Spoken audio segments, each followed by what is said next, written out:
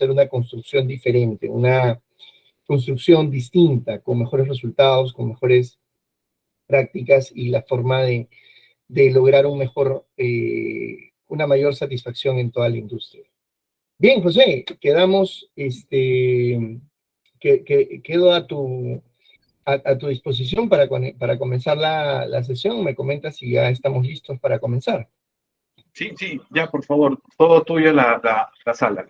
Gracias, estamos con Santiago Ruiz, es instructor avanzado en Lean Construction, consultor senior, lo conozco desde el 2014, es un entusiasta, sobre todo, compartir el conocimiento y difundir las mejores prácticas en construcción. Santiago, un gusto tenerte acá y un saludo a todos y por favor, todo tuya la sala. Gracias, José. Bueno, con gusto compartir con ustedes algunas ideas, algunas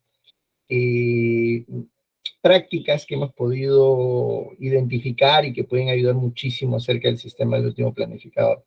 Bueno, a ver, ¿de qué se trata el sistema del último planificador? Yo aquí quiero contarles un par de historias que me pasó hace algún tiempo y que para mí fueron muy, muy importantes en cómo marcaron mis inicios en este recorrido Lean, que es muy importante para todos nosotros. Bueno, yo recuerdo que hace aproximadamente unos 15 años atrás, yo regresé de provincia, de haber trabajado en una obra en provincia, en una carretera y en algunas obras menores allá, bien frustrado, bien triste, porque me encontraba con una industria en la cual estaba llena de problemas, llena de dificultades. Había venido en este proyecto en el cual trabajábamos dos frentes de trabajo completamente distintos y que eran dos socios que habían decidido hacer esta carretera. Entonces dividieron el proyecto en dos, ¿no? Entonces yo empiezo por la izquierda, tú empiezas por la derecha, nos encontramos en el medio y trabajé. Y se habían embarcado a hacer el proyecto, y yo había sido en ese proyecto asistente de uno de los socios. Entonces, mi labor como asistente del residente básicamente era hacer todo lo que el residente no quería hacer. Entonces hacía de administrador, hacía de almacenero, hacía de producción, hacía de oficina técnica, hacía de todo, ¿no? ¿Y cuál era el asunto en este proyecto? Nos encontrábamos en un frente de trabajo en el cual habíamos ordenado la maquinaria, el pool de equipos empezaba a trabajar muy bien y empezaban a trabajar de una manera sincrónica, ordenada, muy bonita. Y en el otro lado, en el otro frente, cuando íbamos a visitar qué estaba pasando, veíamos un caos. Veíamos equipos que se movían por un lado, por otro lado, veíamos diferentes cosas. Pero de pronto, ¿no? En nuestro frente nos encontrábamos con un problema que no habíamos previsto, que era una interferencia, y no sabíamos cómo reaccionar. Entonces, el proyecto paraba. Pasaban los días, reiniciábamos, y luego volvíamos a empezar, y de pronto nos quedábamos sin material. Entonces, otra vez el proyecto paraba, reiniciábamos, pero a través de un tren bien ordenadito de trabajo, ¿no? Y en el otro lado tenían los mismos problemas que nosotros, pero de manera desordenada. Entonces, cuando hablábamos, reflexionábamos sobre lo que estaba pasando en el proyecto, nuestra conclusión era que no íbamos a terminar en el plazo y que teníamos que sí o sí conseguir una ampliación del plazo y conseguir un adicional en el proyecto, porque si no, no iba a ser rentable el negocio. Entonces, después de haber terminado ese proyecto y haberme ido con esa anécdota, con esa primera experiencia de un proyecto de carreteras, mi impresión de la industria de la construcción era nefasta. O sea, qué terrible que tenga que estar pensando en vivir lo que está viviendo el proyecto, de que hay una producción descoordinada por ambos lados, cada quien por su lado, ¿no? habían problemas constantemente, no llegaban los materiales, la gente tampoco llegaba, había interferencias, el clima nos afectaba, entonces había muchas cosas que afectaban al proyecto, tanto que al final del proyecto, nuestra única opción de poder lograr un buen resultado en este proyecto era conseguir un adicional y conseguir una ampliación de plazo. Entonces, yo cuando hablaba con los residentes de los dos frentes, me decían, mira, acá en este negocio se gana dinero con los adicionales. Tú tienes que conseguir adicionales como sea. Entonces esa era una de mis primeras obras y yo me fui con la idea de que las obras ganan plata con los adicionales.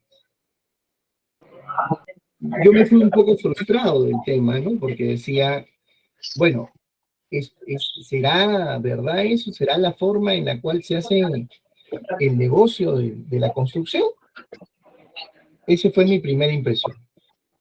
Más adelante, tuve la oportunidad de conocer, de participar en un proyecto y creo que hay algunas personas que están con el audio abierto. Les agradecería si pueden poner sus micrófonos en silencio porque creo que se está filtrando algo de audio por ahí. Ya. A ver, José, si me puedes ayudar. Excelente, gracias. Bueno, disculpen la interrupción. Entonces, si es que alguien tiene una pregunta, puede abrir el micro y puede hacer la pregunta, por favor, si me ayudan. Si alguien abre el micro, automáticamente le voy a preguntar cuál es la pregunta que tiene. Así que me ayudan con eso, por favor.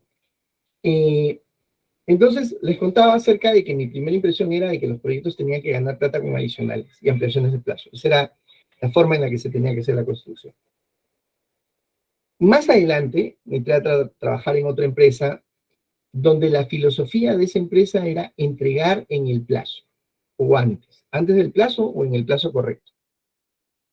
Entonces, lo que hacía diferente a esta empresa del resto de empresas es que se entregaban las cosas en plazo, o se buscaba bajo todos los criterios de que el proyecto terminara en plazo, dentro del plazo. Entonces, ¿cómo podían entregar los proyectos en plazo? En mis primeras semanas, cuando hablaba pues con mis compañeros de trabajo, me decían, es que acá usamos nuestro sistema de gestión que nos hace especiales, que nos hace diferentes a todos. Y con eso entregamos las cosas antes del plazo. Entonces me pasaron el manual del sistema de gestión y era un libro así pues enorme, donde tenía un montón de procedimientos, y yo pues como chancón, como nerd. Yo he sido bien nerd en ese aspecto, bien estudioso. Entonces me revisé el manual y lo leí en una noche. Lo leí en una noche. O sea, no es que me lo memoricé, pero, o sea, revisé todo lo que tenía que revisar, encontré las partes importantes y empecé a profundizar en esas partes importantes. Y ahí hablaban acerca de un sistema de planeamiento y programación, de planificar el proyecto y de programar el proyecto con la finalidad de anticiparse y hacer las cosas de una manera distinta. Años más tarde, me enteré que esa metodología de planeamiento y programación estaba basada en un sistema llamado el sistema del último planificador, el sistema Last Planner System. Y este sistema estaba desarrollado, ¿no? O había sido definido por un señor llamado Glenn Ballard. Este señor, en el año 2011, viene a una conferencia en el Perú, ¿no? Que es el Congreso Internacional de Lean Construction, organizado por el LSI, ¿no?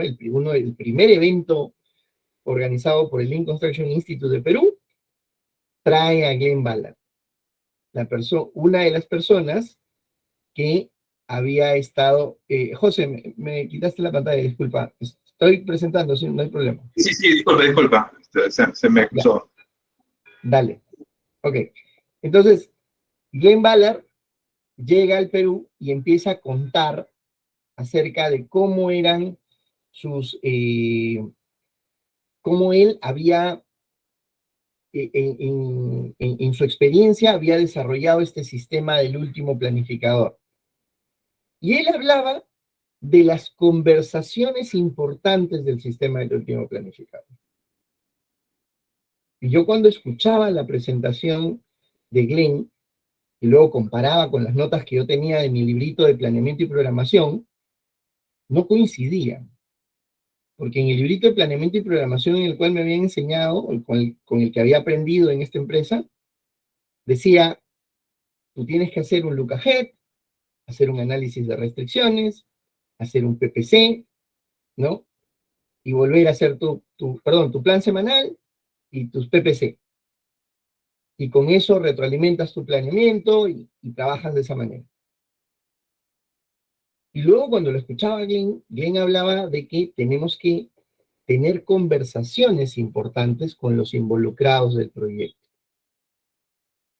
Entonces, algo en mí ese 2011 hizo un quiebre y dijo, o hay algo que yo no estoy entendiendo bien, porque estoy acá con la persona que desarrolló esto, o de repente yo lo he leído mal, ¿no? Entonces, seguí estudiando del tema y años más tarde llega la segunda historia que quiero contarles. Me cruzo con un gerente de proyecto en una obra en provincia y le pregunto a este gerente de proyecto cuál es el sistema de gestión que ellos utilizan. Cuando hablaba de sistema de gestión, hablaba de metodología, de procesos para lograr un resultado. Y lo primero que me dijo él, mira, acá no importa el software, ¿ah? Podemos usar Project, podemos usar el software, Excel, lo que sea, pero no tenemos un software dedicado. Entonces, era una persona que estaba confundiendo sistema con software. Es un error común, ¿no? Un sistema no tiene nada que ver con un software. Un software, digamos, es una herramienta que puede automatizar un sistema, ¿ok? Entonces, un project, no sé, un Primavera o un Excel, si ustedes quieren, es un software que ayuda a automatizar un sistema de trabajo. Un sistema de trabajo es un método con el cual yo voy a lograr algo. Muy bien, entonces cuando me di cuenta que esta persona tenía esa confusión, estaba confundiendo sistema con software, ¿no? Le dije, no, mira, no estoy hablando de software, estoy hablando de un método de trabajo. ¿Cuál es el método que usan para planificar, para programar, para organizar sus actividades? Le pregunto a este gerente de proyecto. Y él me dice, bueno, acá hacemos lo que hace todo el mundo en el Perú. Aquí hacemos un look ahead, un análisis de restricciones, un plan semanal y un PPC al final de la semana. Entonces le pregunto, entonces ustedes usan las planners, le digo, ¿no? Y él me dice, mira, yo no sé qué es eso de las planners, pero acá usamos look ahead, análisis de restricciones, plan semanal y PPC. Entonces me di cuenta de que algo que había sucedido en Latinoamérica en general es que a través de un proceso de transmisión oral que hemos ido dando muchas personas, muchos maestros, muchas personas que han profundizado en este tema, hemos hablado sobre el sistema Last Planner, pero no hemos profundizado en la esencia del sistema. La esencia del sistema no trabaja sobre herramientas, sobre look ahead, análisis de restricciones, plan semanal o PPC, sino la esencia del sistema habla sobre conversación. Entonces, cuando tuve la oportunidad de hablar con Glenn Ballard, él me decía que el sistema Last Planner es un sistema que ayuda a todas las obras a lograr un sistema de trabajo confiable. un flujo de trabajo confiable. Lograr que los planes se cumplan. Lograr que el trabajo programado se complete y que sea confiable, sea realizable y confiable. Y él decía que no se trataba de hojas de cálculo, ni de reuniones, ni de softwares, ni de datos, ni de control, ni de productividad en general. Porque a veces pensamos que se trata sobre cómo mejorar la productividad. Si no se trataba de personas. El sistema Last Planner es un sistema que está desarrollado para lograr que las personas trabajen de manera colaborativa para planificar y ejecutar un trabajo y asegurarse que el trabajo se puede ejecutar de la mejor manera posible. Pero esto solo se logra con la interacción de las personas. ¿Y cómo interactúan las personas? Pues las personas tienen que interactuar a través de algo muy importante que se llama la promesa confiable.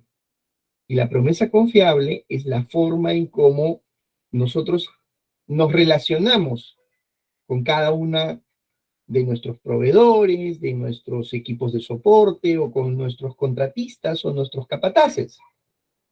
¿Por qué? Porque cuando yo necesito que algo se haga, lo primero que tengo que hacer es hacer una solicitud, solicitar algo. Y tengo que poder transmitir correctamente qué es lo que estoy solicitando. Y tengo que saber que la persona que está al frente mío, que va a escuchar mi solicitud, no es la misma, no piensa igual que yo, no tiene el mismo cerebro que yo. Entonces, tiene el soberano derecho de pensar diferente y de entender diferente. Entonces, tengo que hacer el mayor esfuerzo por lograr que mi solicitud se entienda correctamente. El segundo paso de la promesa confiable es lograr que esa persona que es la que va a ejecutar el trabajo, ya sea un proveedor, un contratista, un área de soporte, ¿no? O un capataz, pueda negociar conmigo y me diga exactamente qué es lo que se puede hacer y qué es lo que no se puede hacer. Y que tenga total transparencia para decirme qué es lo que sí se puede hacer y qué es lo que no se puede hacer. Uno de los grandes defectos que tenemos en Latinoamérica es el famoso chicheñor, que es a todo le decimos sí. Es más, pensamos que no es la mejor práctica del mundo, es lo que mejor se le ha ocurrido al latinoamericano. Tú di que sí nomás y después averiguas cómo se hace, ¿no? Entonces, ¿qué es lo que ocurre? Haces un compromiso, una promesa, sin estar seguro de que eso se puede o no se puede cumplir. Entonces, al final del día, cuando esto no se puede cumplir, lo más probable es que tengas que decir, no, es que no se pudo por esto, y trates de justificarlo. Entonces, la segunda parte de la promesa confiable es la negociación y es la capacidad que tengo para decir qué cosa se puede hacer y qué cosa no. Y tengo que ser muy capaz de decir, esto no se puede hacer de esta manera o se puede hacer siempre y cuando consiga estas otras cosas, ¿no? Entonces, tengo que poder expresar esa situación y llegar a un acuerdo, llegar a un consenso, a un entendimiento. Una vez que ya he podido negociar, probablemente cuando tengo que hacer con un proveedor, tengo que trabajar con un proveedor, esto me termine llevando a hacer algún contrato, ¿no? Alguna orden de compra, una orden de servicio. Lo que tengo que buscar es que se ejecute el trabajo y que ese trabajo se ejecute con calidad y con seguridad, se ejecute correctamente. Y tengo que estar acompañando en todo ese proceso para saber que lo que se esté ejecutando es lo correcto. Al finalizar el trabajo, debe declararse la finalización y la aceptación para evaluar correctamente que el trabajo se ha ejecutado en conformidad con el acuerdo inicial. Entonces, debo asegurarme que el trabajo se hizo bien. Si no se hizo bien, tendré que hacer un retrabajo, hacer algo que debe hacerse bien la primera vez. Entonces, ese retrabajo es un desperdicio. Entonces, hoy, saludos Rolando, hoy tenemos que asegurarnos que ese trabajo se pueda hacer muy bien, se puede ejecutar correctamente. Muy bien, ahora, esta promesa confiable es una forma de cómo interactuar con los demás, cómo lograr un mejor resultado, un mejor trabajo con aquellos con los que voy a ejecutar. Pero no es lo único que tengo que tener en cuenta para que este sistema funcione. También tengo que entender que el sistema funciona porque existen estas 5 conversaciones importantes. ¿Y cuáles son? Para empezar, tengo que confesar que esto lo aprendí hace no mucho, hace unos, ¿no? Un hijo pequeño, tiene 8 años, y salimos salimos a menudo, y en esas oportunidades en las cuales salimos, siempre me dice, papá, quiero esto, papá, quiero aquello, papá, quiero aquello. Entonces me puse a reflexionar y efectivamente, desde que somos muy pequeños, no nos acostumbramos a decir, esto es lo que yo quiero, esto es lo que quiero, pero es lo que debo hacer, eso que debo hacer es lo que puedo hacer, puede que lo quiera, pero no sé si debería o no sé si puedo hacerlo. Entonces, me acordé un poco de estas palabras de Glenn Ballard cuando desarrolla el sistema del último planificador, y él en su tesis habla de que unas conversaciones importantes, la primera conversación importante con la que debo partir es, ¿qué es lo que debo hacer? Según mi proyecto, según mi alcance, según mi contrato, ¿qué es lo que debo hacer? Una vez que tengo claro qué es lo que debo hacer, la siguiente pregunta es, ¿qué es lo que puedo hacer con los recursos que tengo, con las restricciones que existen, con la realidad, con el contexto? ¿Qué es lo que puedo hacer? Y cuando evalúo lo que debo hacer y lo que puedo hacer, entonces puedo tomar una decisión. Muy bien, esto es lo que debo hacer, pero esto es lo que puedo hacer. Entonces, esto es lo que haré. Y tomo la decisión, el compromiso de decir, esto es lo que voy a hacer. Una vez que ya tengo claro lo que haré, ¿no? Al finalizar mi trabajo, tengo que preguntarme, ¿terminé de hacer lo que debía hacer? ¿Hice lo que debía hacer? Y cuando encuentre diferencias, tengo que preguntarme por qué. Si hice más o hice menos. ¿Por qué hice más? ¿Por qué hice menos? Y sobre esas diferencias tengo que aprender y tengo que decir, ok, ¿qué debo hacer diferente la próxima vez para que me vaya mejor? Entonces, cuando estas 5 conversaciones se logran dar en cada trabajo que uno hace, qué es lo que debo hacer, qué es lo que puedo hacer, qué es lo que haré, qué hice y qué aprendo, entonces el proyecto empieza a cambiar de lógica, empieza a cambiar de una manera completamente diferente.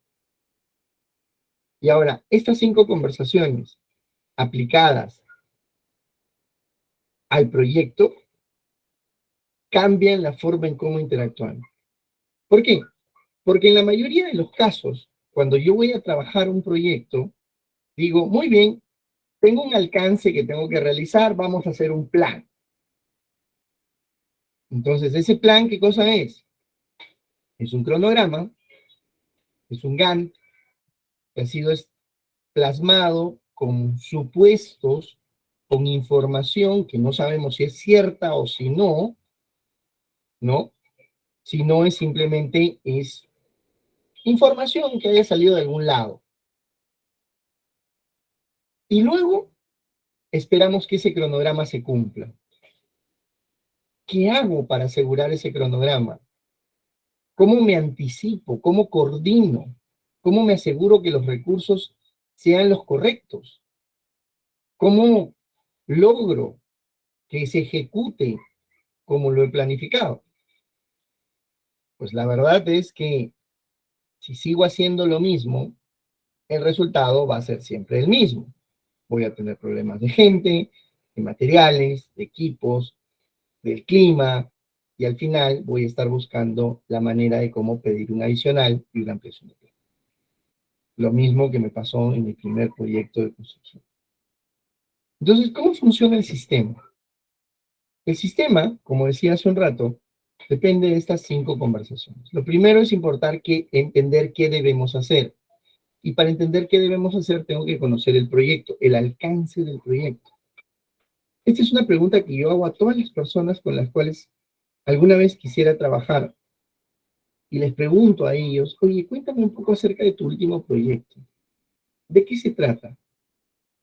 Y muchas de las respuestas vienen, mira, estuve trabajando en un proyecto en un edificio, en San Borja, era un multifamiliar, ya. ¿Y de qué trataba el proyecto? Cuenta. Hay un edificio, ¿no? Un edificio simple de viviendas, departamentos. Entonces, trataba de sacarle un poquito más de información. ¿De cuántos pisos? De 11 pisos. ¿De cuántos sótanos? De 4 sótanos. ¿De qué área eran las plantas? No, unos 1000 metros, creo, 900, 1000 metros por ahí. ¿Y de cuántos departamentos? Eran 4 por 11, creo que eran como 50 departamentos. ¿Y cuántas cocheras tenía? No me acuerdo. Entonces, ¿qué me refleja esa conversación? Me refleja muy claramente que no tiene conocimiento del alcance del proyecto. Información importante del proyecto. Este es un proyecto de edificaciones, tiene 44 unidades inmobiliarias para vender, son 23 estacionamientos, tiene 11 pisos, tiene 4 sótanos, tiene 1.600 metros cuadrados. O sea, no creo que hay que conocerse de memoria los números, ¿no? Pero tengo que tener por lo menos una idea de algunas cosas importantes y relevantes del proyecto.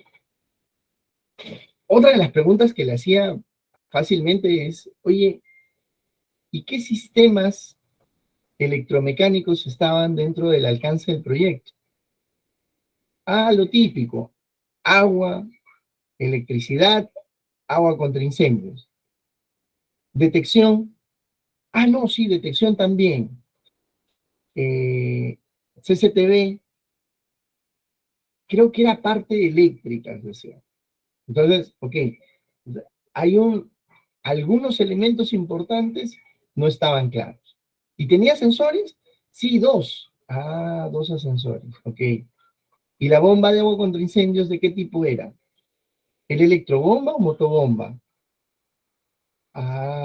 Creo que era una electrobomba. Ok, entonces otra vez, elementos importantes que son parte del alcance del proyecto tengo que conocerlos a detalle. Este es un proyecto del cual esta persona me estaba hablando, de un proyecto que ya pasó, que ya terminó, que con toda seguridad deberíamos tenerlo mucho más claro. Pero, ¿cómo hubiera sido si le hubiera preguntado lo mismo cuando empezó el proyecto? Entonces, cuando arranca el proyecto, yo tengo que tener muy claro esta información acerca del proyecto para poder establecer qué cosa, hitos en el proyecto. Y esos hitos me van a definir el proyecto, se va a ejecutar de esta manera. Voy a lograr estos hitos, que son puntos de control a lo largo del proyecto, para saber si el proyecto va a ir bien o no va a ir bien. Con eso, debo decir, ok, ¿cómo lo puedo ejecutar? ¿Cómo lo voy a ejecutar? ¿Cómo podría ejecutarlo? ¿Qué necesito para ejecutarlo? Entonces se arman procesos de trabajo, debo diseñar un sistema de producción. Para diseñar ese sistema de producción, debo establecer el orden de las actividades, ¿no? Yo no puedo, por así decirlo, yo no puedo vaciar el concreto si no he colocado el acero, no he colocado el encofrado. Entonces yo tengo una ruta de trabajo definida por ciertas condiciones que yo necesito que ocurran para que se pueda pasar a la siguiente actividad. A esa ruta se le conoce el sistema de producción. Yo diseño el sistema de producción. Y ese sistema de producción debo poder planificarlo o organizarlo de tal manera de que cubra todas las actividades del proyecto, ¿no? O al menos debo enfocarme en cómo hago para lograr esos hitos.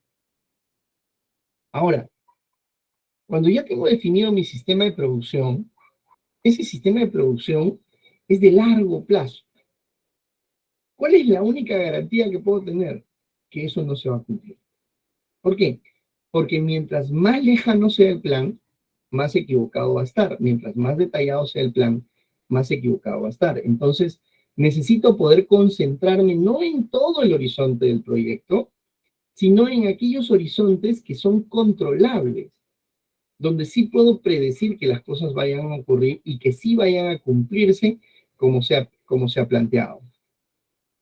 Entonces, ¿qué podría hacer para anticiparme en eso? Tengo que hacer un plan con mucho más detalle, pero de aquello que sí puedo ver, que sí puedo manejar. Ese plan de mediano plazo se llama Look Ahead.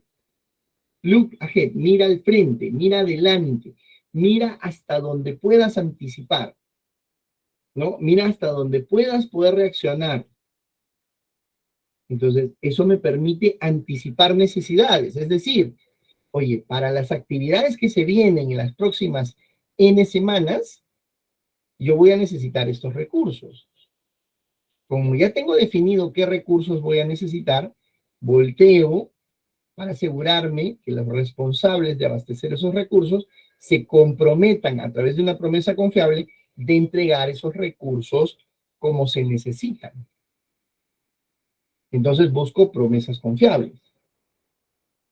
Una vez que ya he decidido lo que haremos a través de este plan semanal, ¿no? O este plan anticipado de mediano plazo, ¿qué cosa pongo en mi plan semanal? ¿Qué es lo que voy a hacer? ¿Qué es lo que haré?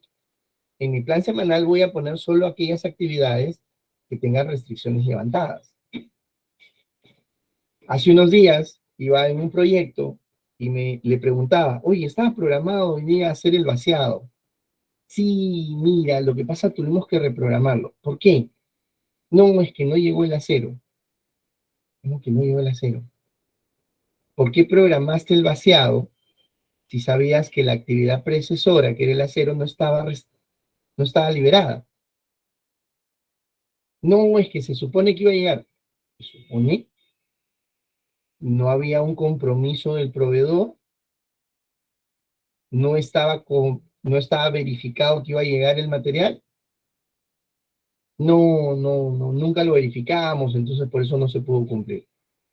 Entonces, el plan semanal solamente contempla actividades cuyas restricciones hayan sido liberadas o hayan sido levantadas con anticipación. No programo algo que sé que no se va a cumplir. Si la restricción no ha sido liberada, ¿para qué lo programo? Entonces, al final de la semana, yo verifico qué cosa es lo que hice con lo que decía mi plan semanal. Yo tenía 10 actividades en mi plan semanal, hice 9. Ok. ¿Por qué hay diferencias? ¿Qué pasó? Acá hay dos posibles respuestas. O no estaba listo, o sea, no tenía todo lo necesario para ejecutar la actividad, o sí estaba listo y ocurrió algo que estaba más allá de mi control, un evento impredecible. Entonces, ese evento impredecible me provocó que no pude completar la actividad. Y yo tengo que plantearme, ok, si tengo estos dos problemas, ¿qué debo hacer la siguiente vez para que no me vaya a pasar lo mismo? ¿Qué debo hacer diferente para que me vaya mejor la próxima vez? Entonces ahí reflexiono y empiezo a corregir, a tomar acción para que la próxima vez me vaya mejor. Entonces, el sistema del último planificador, como a mí me gusta organizarlo para que pueda ser más sencillo para entender, es estas dos primeras partes, estos dos elementos que están aquí, se llaman planificación estratégica. Y esta planificación estratégica permite al equipo del proyecto definir cómo se va a ejecutar el proyecto y se realiza según se requiera. Y esta parte de aquí la llamo la gestión de la producción, que es una rutina que se hace todas las semanas. ¿Ok? Entonces, ¿cómo funciona en sencillo el sistema del último planificador? En sencillo, el plan del proyecto es una línea, ¿no? Si lo miro desde arriba, si estoy en un avión y miro hasta arriba, es una ruta que va hasta mi destino. ¿Ok? ¿Por qué lo pongo en color más intenso a la derecha y no a la izquierda? Porque es más importante el destino, la llegada, que el inicio. No importa de dónde parta, tengo que llegar a ese destino. Entonces, la forma en cómo planificamos nosotros es, a ver, haz un plan, muy bien, lo primero que tengo que hacer es obras provisionales, movimiento de tierras, ya. Y luego, no, ya ahí vemos, pues dice, ¿no? Según lo que vaya apareciendo, ya vemos. Ese es un error tremendo al momento de planificar. Cuando yo planifico, digo, ¿a dónde tengo que llegar? Esto es lo que tengo que lograr y no importa cómo empiece, lo que importa es cómo debo terminar. Entonces mi plan debe ir pensando en cómo va a terminar el proyecto. A lo largo de ese proyecto voy a colocar unos hitos. Estos hitos, como decía, son puntos de control que me permiten identificar el buen funcionamiento del proyecto. Entre hito y hito, las actividades que están ahí se llaman fases. Entonces planifico esa fase con un sistema de producción que me permita decir cómo voy a lograr eso. ¿Okay? Por ejemplo, en una edificación, yo puedo decir, este proyecto se divide en los siguientes hitos. Es un edificio de 13 pisos, 4 sótanos, ¿no? ¿Cómo lo vamos a hacer? Para terminar el proyecto, lo último que tengo que hacer es las obras exteriores. No voy a hacer las obras exteriores desde el principio. ¿Ok? La parte exterior, la fachada, ¿no? Toda la fachada. Para poder terminar la fachada, probablemente deba hacer algunas instalaciones o debo tener algunas instalaciones o acabados, los acabados del proyecto. Para poder hacer los acabados del proyecto, yo necesito las estructuras.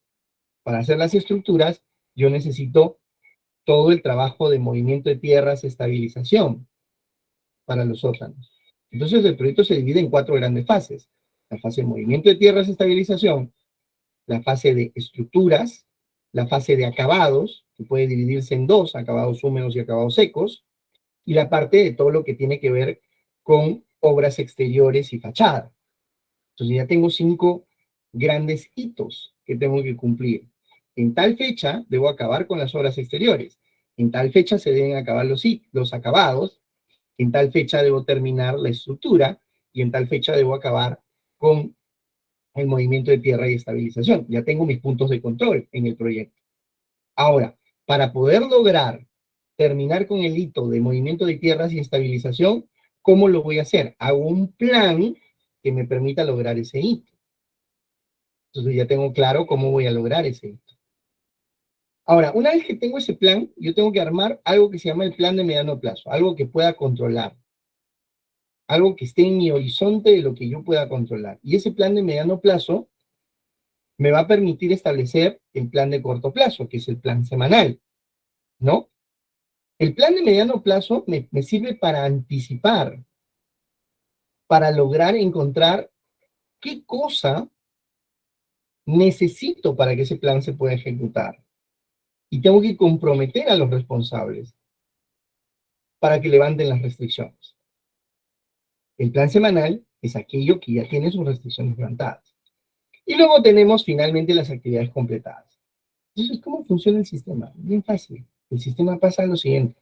Semana a semana, a través de la gestión de la producción, el plan semanal se convierte en plan completado, ¿no? Y luego voy avanzando una semana. Y de mi look ahead avanzo una semana y de esa semana se desprende el plan semanal. Entonces, semana a semana voy avanzando y voy trabajando el proyecto. Ahora, ¿qué va a ocurrir cuando me acerque a la finalización de un hito? A través del planeamiento estratégico, avanzo hasta el siguiente. Entonces, eso me permite tener un dinamismo en el sistema del último planificador y poder organizar mejor mis actividades. Ahora, esto es la base. Esto es un esquema general de cómo funciona el sistema.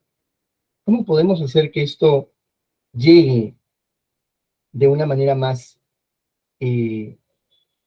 sencilla a todas las personas?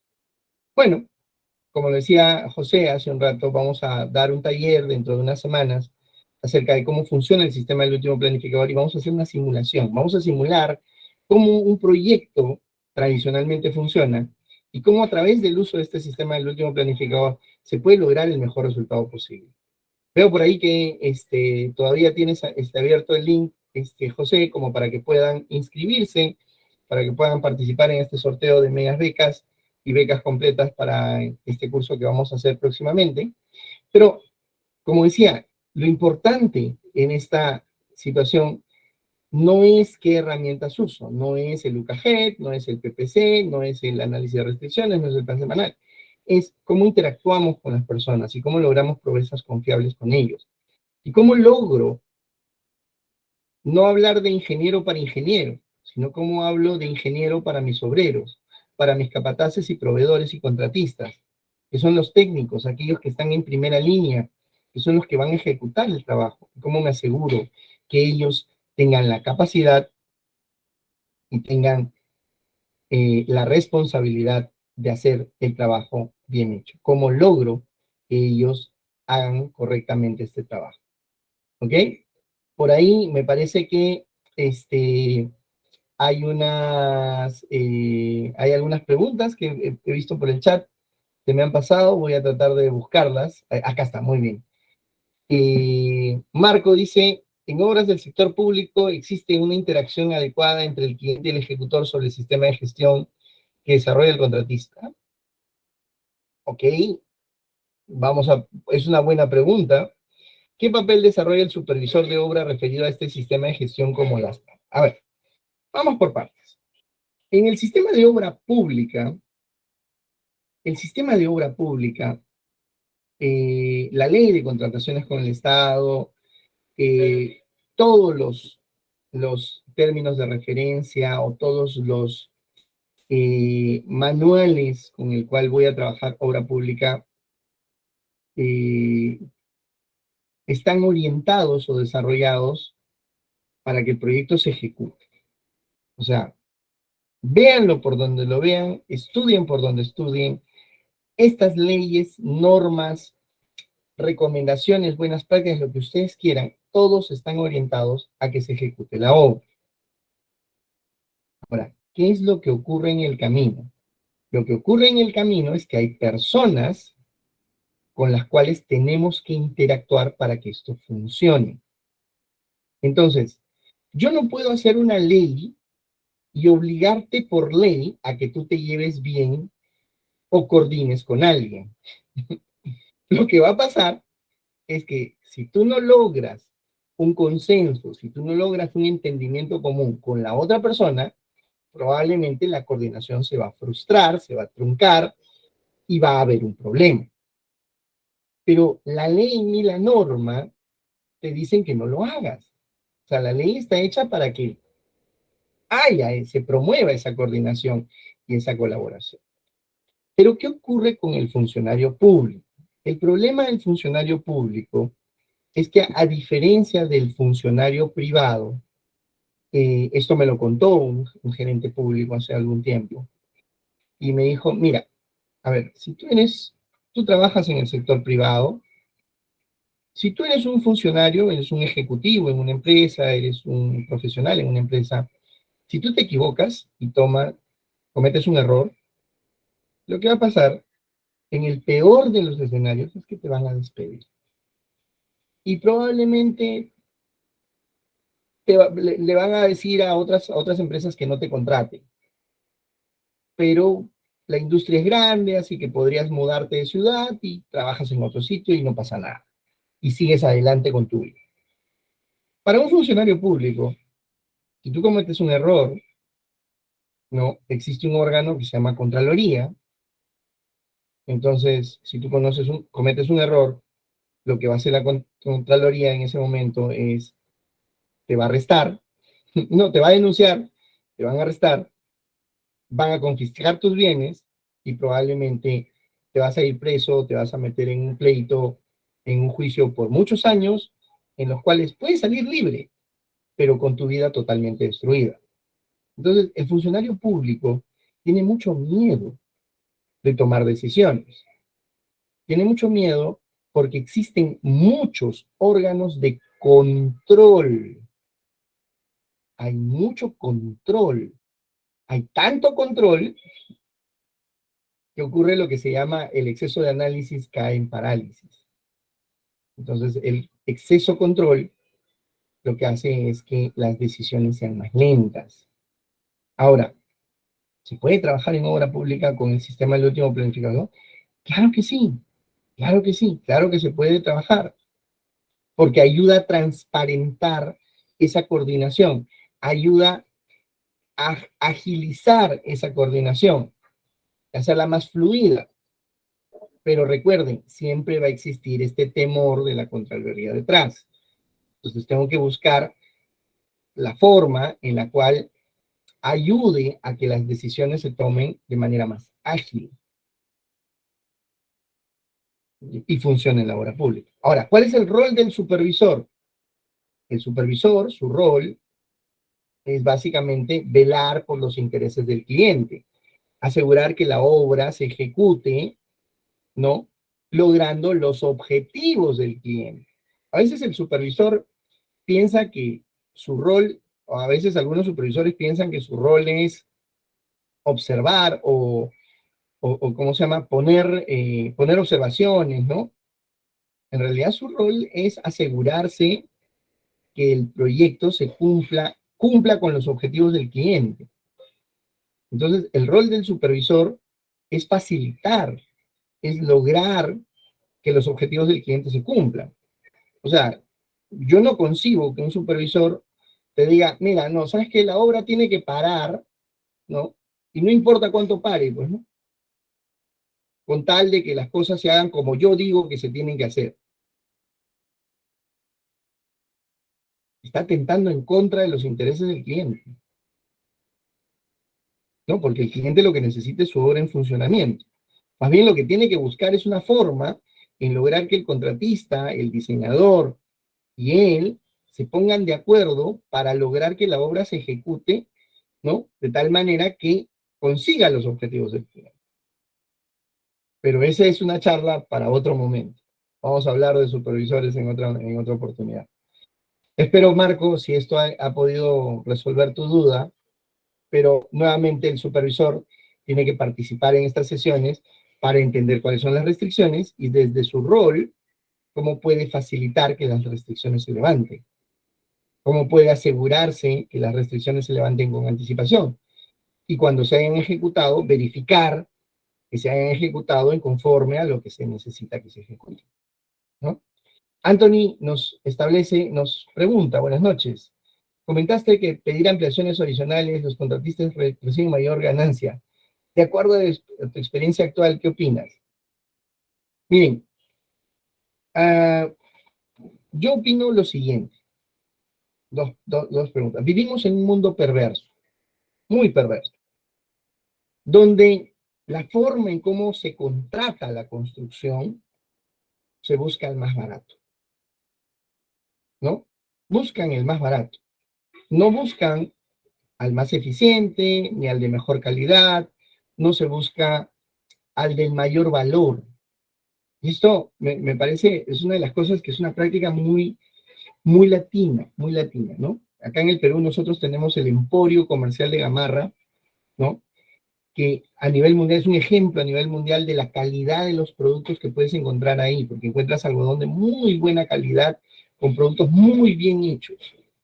Pero cuando tú vas al Emporio de Gamarra, lo que hace la gente es buscar dónde puedo comprar más barato, No donde encuentro la mejor tela, no donde encuentro la mejor calidad, sino yo sé que es bueno, pero lo que quiero es el más barato.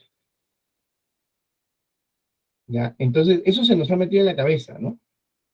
Claro, como hay muy buena calidad en ese lugar, puedes darte el lujo de buscar el más barato, ¿no? Ya, pero cuando estás en una obra de construcción, donde todos tus proveedores van a tener distintas formas de cómo ejecutar el proyecto, no todos te pueden ofrecer lo mismo. ¿Por qué? Porque hay algunos que han diseñado de una manera o que ejecutan de una manera y otros diseñan de otra manera y ejecutan de otra manera. No todos te van a ofrecer lo mismo. Entonces, cuando tú tienes que contratar la construcción, si tú eres un cliente, tú deberías contratar no al más barato, sino al que te va a ofrecer el mayor valor posible. Mi abuela siempre decía, lo barato sale caro a la larga. Entonces, el primer concepto hay que cambiar un poco el chip de contratar no al más barato, sino al de mayor valor, al que me ofrece el mayor valor. Ahora, ¿qué significa esto en la industria? En la industria, cuando hay una licitación, los contratistas lo que hacen es buscan ofrecer el precio más barato, ¿no? Y buscan cubrirse de maneras en las cuales ofrezcan el precio más barato. Cuando el proyecto se tiene que ejecutar, ese proyecto está lleno de indefiniciones, lleno de riesgos, lleno de problemas que van a ocurrir a lo largo del proyecto. Entonces, para tapar esos problemas, buscan alguna manera de cómo contrarrestar los descuentos que hicieron o los riesgos que asumieron a través de adicionales. Yo estoy seguro que hay mucha gente que gana dinero de esa manera y que hace que su proyecto sea rentable. Pero ¿cuál es la consecuencia? Muy simple, la consecuencia es que ese cliente al cual le entregaste el proyecto tarde y le entregaste el proyecto con sobrecostos, con adicionales que él no tenía contemplados, va a hacer que su modelo económico no funcione igual. Y como su modelo económico no funciona igual, no pueda crecer como tiene que crecer. No va a ser rentable como debe ser rentable. Y por ende, su modelo económico no funciona.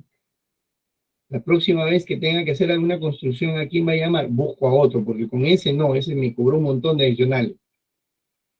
En mi experiencia actual, lo que yo busco principalmente en mis proyectos es poder ofrecerle al cliente soluciones integrales, soluciones eficientes, basados en algo que haya sido comprobado y trabajar con él de la mano el riesgo, no para ganar una licitación, porque si quiere compararme, que me compare con otros, pero yo no voy a ser el más barato ni el más caro tampoco, pero voy a buscar hacer lo más eficiente para su negocio. Entonces, lo que busco es que entienda que va a encontrar en lo que nosotros hagamos a alguien confiable, en el cual pueda confiar y pueda asegurarse que su modelo de negocio funcione. Y si eso funciona, podemos seguir adelante en un proyecto.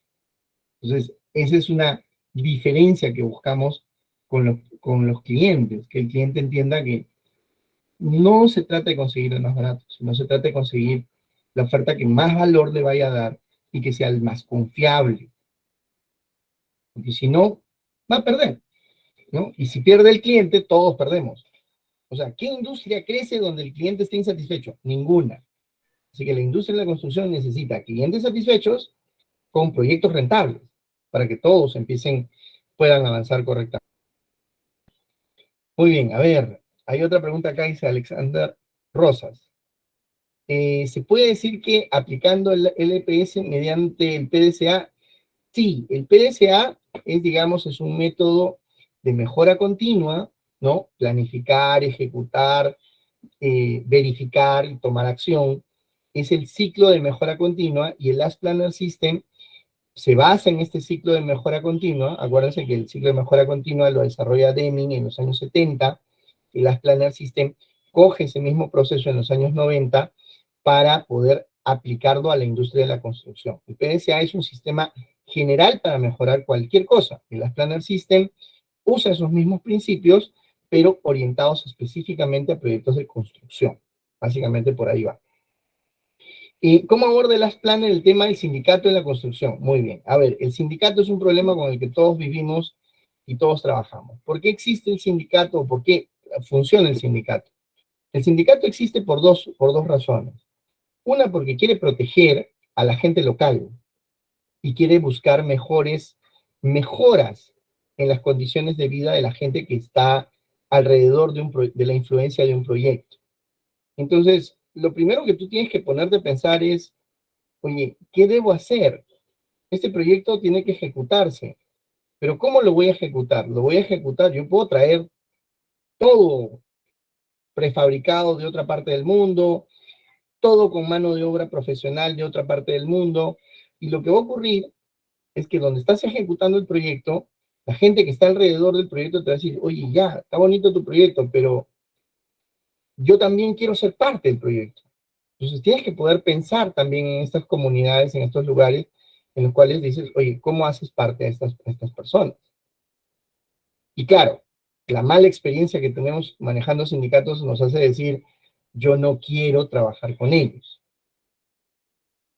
Lo correcto, o mejor dicho, más allá de lo correcto, sino decir, lo que he visto que funciona en algún proyecto es que se trabaja de manera anticipada con las comunidades para decirle, muy bien, vamos a trabajar en este proyecto y queremos usar la mano de obra local, pero no cualquier mano de obra local. Esa mano de obra local tiene que ser capacitada y tiene que ser certificada para que pueda hacer el trabajo bien hecho, con calidad y con seguridad. Entonces, si ustedes quieren participar en el proyecto, estos son los estándares con los que vamos a trabajar. Y no se preocupen, yo los voy a capacitar, yo los voy a entrenar, yo los voy a preparar para eso. Pero a cambio, necesito que ustedes me garanticen que el proyecto va a correr, va a funcionar. Les voy a dar les voy a capacitar, les voy a dar la oportunidad de participar en el proyecto, pero ayúdenme a que el proyecto no tenga problemas. Entonces, cuando se hace eso de manera ordenada, con anticipación, lo que pasa es que el proyecto va bien y no tienes problemas de sindicato. Pero cuando no haces ese trabajo, lo que va a ocurrir es que obviamente el grupo de gente que está alrededor y que está buscando una oportunidad para poder hacer el trabajo, se van a asociar, van a buscar, van a aparecer mafias, van a aparecer este tipo de cosas que van a buscar algún beneficio. Entonces, tengo que tener en cuenta de que va a haber una población que se va a ver, que va a estar ahí latente y que puedo tener alguna oportunidad de poder cambiar la vida a estas personas también, ¿no? Entonces, por eso es importante trabajar a través de manera anticipada. En las planas lo que busca es que te anticipes a los problemas y que tomes decisiones en función a ellos. Ok, ¿qué es LPS con la metodología Villego? Villego es una simulación que te enseña cómo se usan las Planner System. Es la simulación que es comprobadísima a nivel mundial, que es la mejor manera de cómo aprender el sistema de las planas. La mejor manera de aprender las planas, así que de eso se trata Villego. El PPC es confiable. El PPC es un indicador que dice porcentaje de promesas cumplidas. El PPC es un número. Para lo único que sirve es para cuestionarte, para preguntarte, oye, ese número, ¿por qué tengo ese número? ¿Qué debo hacer diferente para que me vaya mejor la próxima vez? El PPC como número no me sirve. Lo que me sirve es la reflexión, el análisis, la pregunta. ¿Qué debo aprender de este PPC? ¿Qué debo hacer distinto para que la próxima vez me vaya mejor? De eso se trata el PPC. No se trata de perseguir un número. ¿Ok? ¿Cómo recomiendas que se debe iniciar una empresa para implementar las Planner System? Capacitando. Tienes que capacitar. La gente tiene que aprender cómo funciona el sistema, porque si no, no se va a poder avanzar. Entonces, lo primero es capacitar. Un ejemplo de proyecto de construcción en el que haya utilizado las Planner, qué desafíos se enfrentó durante el proyecto y cómo lo resolvió. Miren, casi todos los proyectos en los que estoy trabajando, todos estamos utilizando las Planner. Hemos trabajado en diversos tipos de proyectos para distintos tipos de industrias y siempre lo hemos hecho trabajando las planes y siempre hemos aprendido algo nuevo y cada vez más se puede ir mejorando sobre este proceso.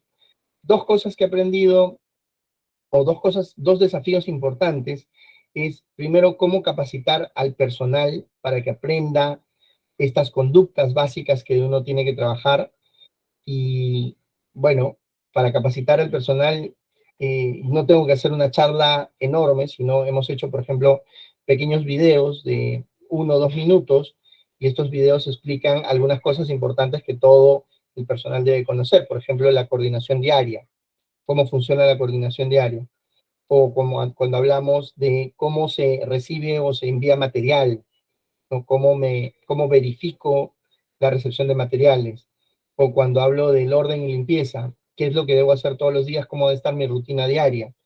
Entonces, son elementos que ayudan a que el personal sepa cómo debe trabajar dentro del sistema de las planas, ¿no? Cómo funciona dentro del sistema de las planas. Y otro desafío importante es cómo integrar a los contratistas.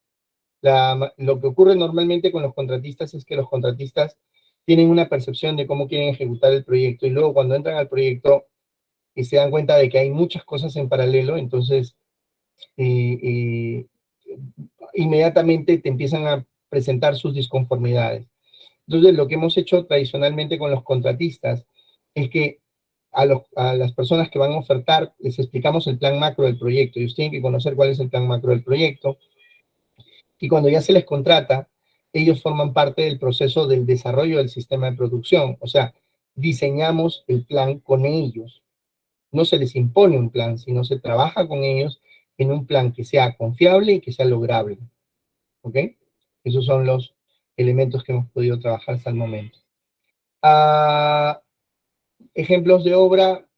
En el taller vamos a hablar de varios ejemplos del proyecto. ¿Cómo se asegura? Pues yo soy el guardián de la rutina todos los días, soy de las personas que me aseguro de que se den las coordinaciones, se den las comunicaciones y tengo una rutina de control sobre eso.